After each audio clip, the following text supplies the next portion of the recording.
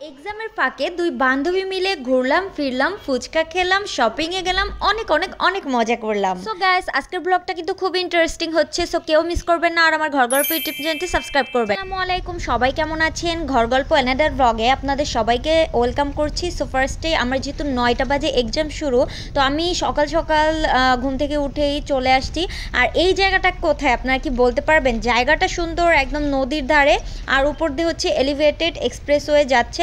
So এখনও কাজ চলছে, পুরোপুরি কিন্তু কমপ্লিট হয় নাই। এই জন্য একটু আমি আর্লি করে বের হয়েছি, কারণ যেহেতু 9টা বাজে এক্সাম, সো আমাকে অনেক ভোরে আসতে হবে। আর আমার ভার্সিটি থেকে বাসা কিন্তু অনেক দূরে, সো আমি একটু দ্রুত করে বের হয়েছি। ফাইনালি আমি আমার ভার্সিটির সামনে চলে আসছি। আমি যখনই ভার্সিটিতে যাই তখনই ফুলের দোকানগুলো আমার চোখে পড়ে, আমার খুবই ভালো লাগে। আমি সুবাস নিতে নিতে যার ভাবি যে আমি যদি সিঙ্গেল থাকতাম তাহলে নিশ্চয়ই এখান থেকে আমাকে ফুল কিনে কেউ প্রপোজ করতো।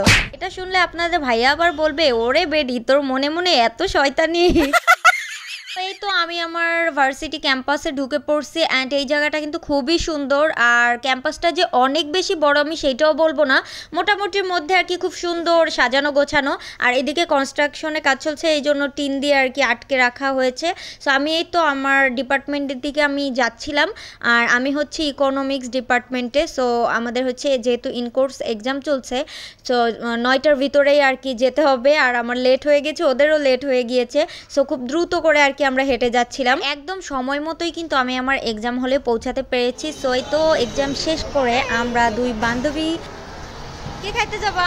নিশা, ওকে বাই বাই। আমার বান্ধবী হচ্ছে ভার্সিটির হোস্টেলেই থাকে, সো ও জানে যে এখানে কোন কোন খাবারটা বেশি মজা। সো ও আমাকে বললো যে চল মোমো খেয়ে আসি, এখানে একটা রেস্টুরেন্ট আছে, মোমো খুবই ভালো বানায়। সো আমরা চলে গেলাম মোমো খেতে। দুই বান্ধবী মিলে আশা করেছি যে ইচ্ছা মতো মোমো খাবো, কিন্তু গিয়ে দেখি রেস্টুরেন্টটাই অফ। কেমনটা লাগে বলেন? সো তারপরে আর কি করব, এখানে হচ্ছে বেলপুরি ছিল আর ফুচকা। এইখানের বেলপুরি আর ফুচকা এত মজা কি আর বলবো। সো আমরা হচ্ছে এটাই খেয়ে নিলাম। আমাকে দেখে নিজের কাছেই নিজের মনে হচ্ছে যে আমি স্কুলে পড়ি, কারণ আমি এখনও আইডি কার্ডটা খুলি নেই। আমার একদমই খেয়াল ছিল না এক্সাম শেষ করে। আর আমি যে সাদা হিজাব পরছি, মনে হচ্ছে এটা একটা স্কুল ড্রেসের অংশ। সো আর কি বলবো, যাই হোক, এখন হচ্ছে আমরা ফুচকা খাবো। আর এখানে ফুচকা যে কত মজা সেটা আমি আসলে মুখে বলে প্রকাশ করতে পারবো না। সো আমি বেশি করে নাগামরিচ দিয়ে খেলাম, কারণ নাগামরিচ মিক্সড করলে টকটার স্মেলটাই অন্যরকম হয়ে আসে। আর সব থেকে বড় কথা হলো, এত বেশি মুচমুচায় ফুচকাগুলা যে মুখে বলে প্রকাশ করা যাবে না। দেখতেই তো পাচ্ছেন এখানে কিন্তু পরিমাণেও অনেক ফুচকা দিয়েছে, আর টক তো দেখতেই পাচ্ছেন একদম কত বেশি দিয়েছে, কারণ টকটাই কিন্তু বেশি মজা ফুচকার। সো এতগুলো ফুচকা মাত্র কয় টাকা দেখিয়েছেন জানেন? শুনলে কিন্তু অবাক হয়ে যাবেন। মাত্র 10 টাকা দেখিয়েছি, মানে এখনও 10 টাকার যে এত মূল্য, এই ফুচকা খেতে আসলেই বোঝা যায় আমাদের এই ভার্সিটির পাশে।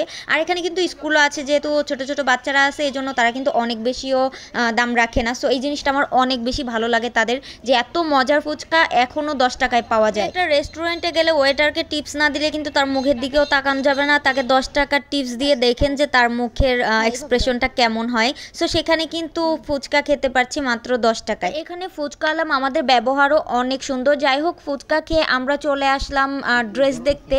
সামনে তো ফাল্গুন, সো আমাদের ভার্সিটিতে একটা প্রোগ্রাম হবে ফাল্গুনে। আর সেখানে হচ্ছে আমার বান্ধবী পিঠার স্টল দিবে। সো ও হচ্ছে ওর জন্য একটা ফাল্গুনের ড্রেস দেখতে চাচ্ছে। আর ও শাড়ি পরবে না, কারণ ও হচ্ছে শাড়ি মেনটেন করতে পারে না, শাড়ি পরে আর কি কাজকর্ম করতে পারবে না বললো। এই জন্য আর কি ফাল্গুনের ম্যাচিং করে একটা সুন্দর ড্রেস নিবে। ড্রেসগুলো ভালোই ছিল, যে কুর্তিটা আমাদের পছন্দ হয়েছিল সেটার প্রাইসের সাথে ওর বাজেট মিলছিল না। সো আমরা ভাবছি যে আমাদের হাতে যেহেতু সময় আছে এবং আরও এক্সামও আছে, সো আমরা নেক্সট কোনো দিন আবার এসে কিনবো। আর আমাদের লেটও হয়ে যাচ্ছিল আমার, বিশেষ করে কারণ আমার বাসা তো অনেক দূরে। সো চলে আসলাম আবার ভার্সিটির সামনে। এই সুন্দর ফুলগুলো দিয়ে শাড়ির সাথে বসন্তে সাজলে কিন্তু অনেক বেশি ভালো লাগবে। আর এই তো ও হচ্ছে ফ্রুটস দেখছিল, কারণ ও যেহেতু হোস্টেলে থাকে, সো ওর নিজে সব কিছু কিনে খেতে হয়।